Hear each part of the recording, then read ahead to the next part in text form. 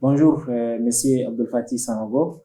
Bonjour. Vous êtes burkinabé, chercheur notamment sur la question de la démocratie et sur l'Afrique.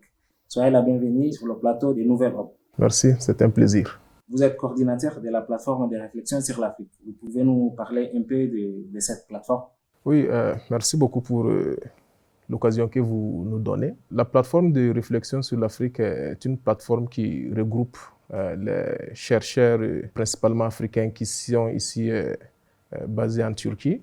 La plateforme a vu jour notamment en 2022, dont l'objectif principal est d'abord de créer un cadre d'échange entre les chercheurs africains qui sont ici et également apporter un regard africain par rapport à des questions qui concernent l'Afrique et qui sont débattues justement au niveau de la sphère académique turque. Nous travaillons également, nous travaillons dans ce sens et nous organisons notamment des ateliers, des forums ou des symposiums par rapport à cela. Et la dernière activité date justement d'avril 2022 où on a organisé un atelier pour justement amener les chercheurs africains pour qu'ils présentent justement leurs travaux qui concernent l'Afrique. Merci bien. Justement, sur ces questions, nous allons essayer de parler sur beaucoup de questions qui concernent l'Afrique, mais aussi qui concernent le monde.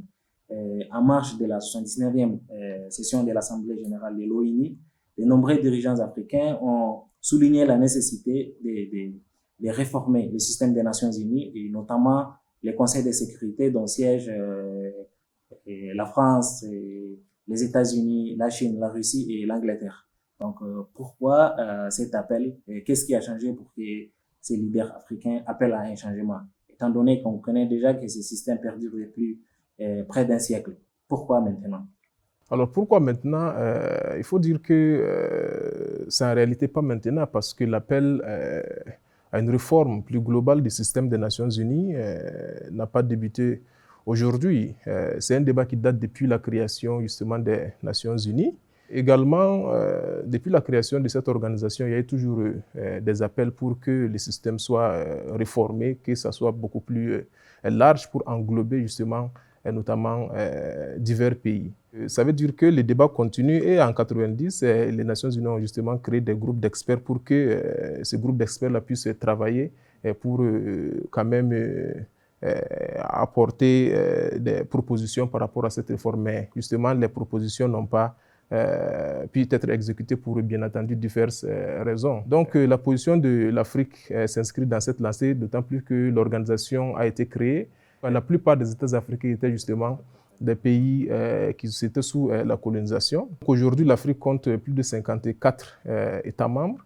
Ce qui est important ici à souligner est que la majeure partie justement des questions qui sont débattues au niveau du Conseil de sécurité des Nations Unies concernent l'Afrique. Ça a été rappelé, le président sierra-léonais l'a rappelé, plus de 60% des questions qui sont débattues au niveau de ce conseil-là concernent l'Afrique.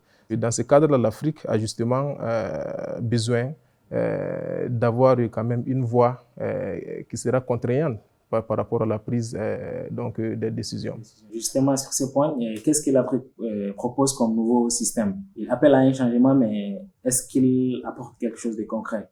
Un modèle à suivre ou un système à appliquer? Oui, bien entendu, l'Afrique apporte sa position par rapport à ces réformes comme d'autres pays. Aujourd'hui, l'Afrique a une approche commune qui est basée justement sur un consensus qui a été adopté par l'Union africaine justement en 2005. Depuis lors, les positions africaines quand même tournent autour de ce consensus-là qui demande justement 2 sièges permanents au niveau du Conseil de sécurité des Nations Unies et 5 sièges non permanents qui devraient être attribués au continent africain. Donc l'Afrique a sa position et les leaders justement au niveau de ce sommet qui est appelé par ailleurs sommet de l'avenir ont martelé justement cette position pour que le Conseil de sécurité puisse apporter justement sa position de maintien de paix au niveau mondial. Vous avez dit que la plupart des questions concernaient l'Afrique, donc les questions débattues dans le Conseil de sécurité notamment. L'Afrique n'a-t-elle pas les moyens de se constituer en une entité pour répondre à ces questions-là, malgré ses richesses, ses potentialités? Et pourquoi l'Afrique peine-t-elle à s'autosuffire et se constituer en une force dynamique dans le système international et répondre d'elle-même à ses besoins et ces questions? Il faut dire qu'également nous sommes dans un monde de mondialisation, de globalisation, si vous voulez, et l'interdépendance des États également s'affirme. Il est important, bien entendu, pour l'Afrique de former quand même un bloc pour apporter justement une position claire par rapport à un certain nombre de questions au niveau international. Mais également, il ne faut pas également, dans cette lancée, être une partie qui soit quand même refermée plutôt, justement, sur soi-même. L'Afrique a d'immenses potentialités, comme vous l'avez rappelé. Donc, ces potentialités doivent quand même être, bien entendu, explorées. D'abord, bien entendu, résoudre un certain nombre de problèmes structurels. Donc, au niveau du continent africain, il faudra dire que voilà, il y a pas mal de problèmes structurels qui doivent être pris en compte et justement constituer cette force-là pour apporter sa pierre justement au niveau international. Parlant de la mondialisation, du globalisme, il y a un terme qui revient toujours à l'actualité, la démocratie. Et ce sujet est toujours débattu et continue d'être débattu dans le milieu économique, dans le milieu politique, autant pour moi comme académique. Mais force est de constater que les débats portent toujours sur le fait de l'échec de l'implantation du modèle démocratique occidental en Afrique. Est-ce que c'est la bonne question qui se pose ou bien c'est le bon débat qui se fait, selon vous? Il faudra nuancer quelque chose en réalité. La démocratie a bel et bien existé en Afrique avant l'implémentation de cette démocratie occidentale dont aujourd'hui nous parlons. Mais force est de constater qu'effectivement, cette démocratie qui avait été implémentée au niveau africain n'a pas malheureusement être contextualisée ou, je dirais, théorisée pour que ça puisse justement répondre aux besoins actuels du continent africain. Dans ce vide, malheureusement, l'Afrique a basculé, a adopté cette démocratie occidentale. D'aucuns diront que cette démocratie occidentale a été imposée justement au continent africain. Mais aujourd'hui, cette démocratie occidentale, entre guillemets, si on peut le dire, a montré un certain nombre de limites. Si on voit justement comment cette démocratie occidentale justement est implémentée au niveau continental, on peut dire que ça répond peu aux besoins justement du continent de plusieurs facteurs. Donc aujourd'hui, il est important pour les pays justement du continent africain de voir quel modèle de démocratie qui correspond à leur réalité. Parce qu'on peut le dire, cette démocratie occidentale a été conceptualisée et contextualisée en fonction du contexte des pays européens. Et nous, en l'accommodant ainsi à nos réalités, ça a montré un certain nombre de faillites. Aujourd'hui, il est plus qu'important pour les chercheurs justement africains de pencher quel modèle en réalité il faudra pour les pays du continent pour que les besoins justement des populaires puissent être bien entendu exécutés. Sur ce sujet, y a-t-il des travaux ou bien des exemples concrets sur cette question d'une démocratie africaine, disons?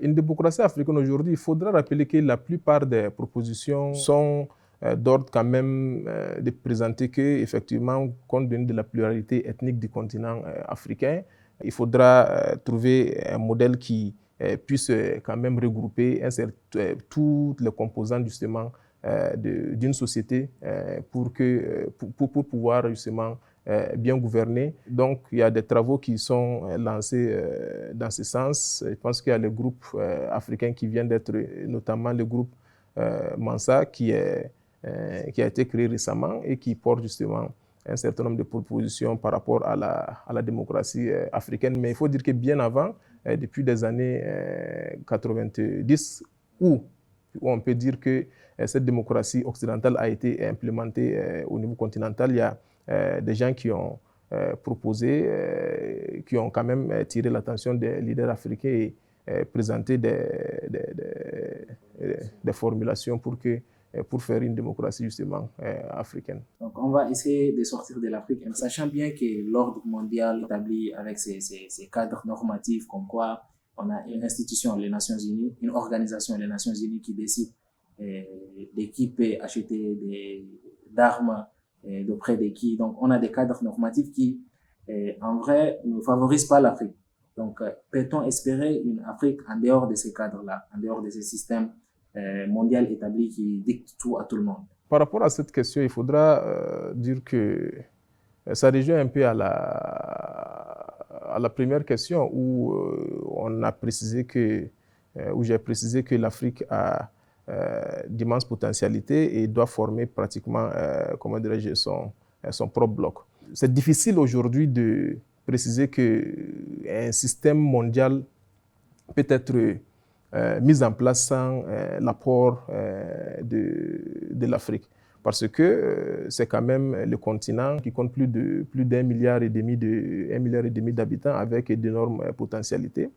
Et justement, les puissances aujourd'hui, qu'on peut dire mondiales, comprennent et sont conscientes de ce fait. Et ce qui fait que vous voyez, qu'on voit plutôt la multiplication des sommets, des sommets entre ces pays et le continent africain, et récemment avec les sommets Chine-Afrique. Cela montre également l'engouement envers le continent africain.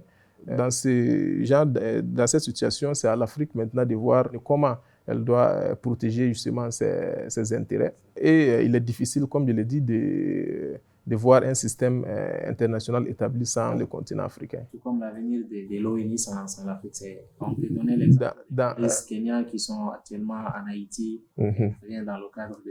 Voilà, les questions du maintien de la paix, l'Afrique est majoritairement contributeur de troupes au niveau des missions des Nations Unies, et la plupart justement de ces missions aujourd'hui sont sur le continent africain, comme vous pouvez le constater. Et la plupart des questions concernent justement le continent africain. Donc, il est difficile de dire, en tout cas de prévoir justement un avenir des Nations Unies sans l'implication effective de l'Afrique, que ce soit au sein de son Conseil de sécurité avec des sièges permanents et avec des droits de veto, comme précisent les positions africaines. Merci. Un dernier mot, quelque chose à ajouter?